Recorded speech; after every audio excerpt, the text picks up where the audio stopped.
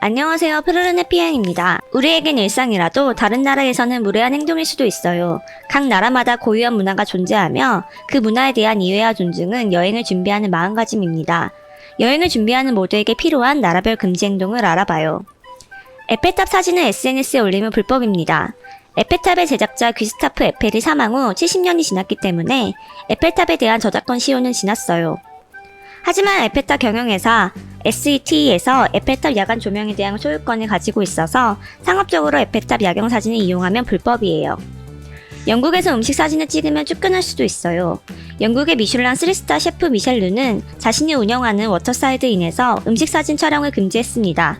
사진을 찍는 동안 음식 본연의 맛을 잃어버린다는 것이 그 이유입니다. 중국의 젓가락 사용 예절. 식사를 할 때 젓가락을 밥에 꽂거나 밥그릇 위에 올리면 고인에게 주는 밥이라는 오해를 받아 상대방을 무시하는 것으로 보일 수 있어요.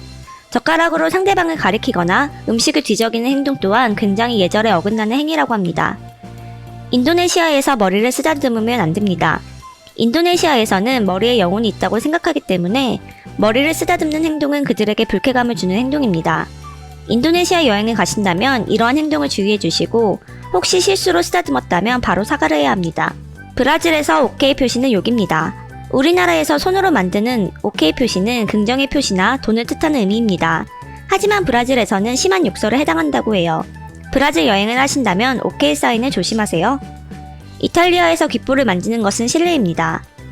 이탈리아에서 자신의 귓볼을 만지는 행동은 상대방에서 모욕을 주는 행동이라고 합니다. 물론 상대방의 귓볼을 만지는 행위 또한 모욕하는 행위이기 때문에 해서는 안 될 행동입니다. 그리스에서 손바닥을 보이는 행동은 욕설입니다. 그리스에서 상대방에서 손바닥을 보이는 행동은 욕설을 의미한다고 합니다. 우리나라에서는 습관적으로 하는 행동이라 쉽게 실수할 수 있으니 그리스를 여행할 때는 조심해야 하는 행동입니다. 태국에서 전자담배를 피우는 것은 불법입니다. 태국에서 전자담배를 피우다가 적발이 되면 15만원에서 300만원의 벌금이 부과된다고 합니다. 자국민뿐만 아니라 여행객에게도 해당 법령이 적용되니 태국 여행을 할 때는 흡연을 조심해야 합니다. 두바이에서 왼손 사용은 화장실에서만 해야 합니다. 왼손은 화장실에서만 사용하기 때문에 타인에게 물건을 건네거나 악수를 청할 때 왼손은 사용하면 안 됩니다. 두바이 외에도 이슬람 문화권의 국가에서는 왼손 사용을 주의하는 것이 좋아요. 헝가리에서는 맥주 건배를 하지 않아요. 헝가리 독립혁명 당시 오스트리아 군인들은 헝가리 사람들을 처형하고 맥주잔으로 건배를 했다고 해요. 이 때문에 맥주로 건배를 하지 않으니 헝가리에서는 건배를 삼가하는 것이 좋아요.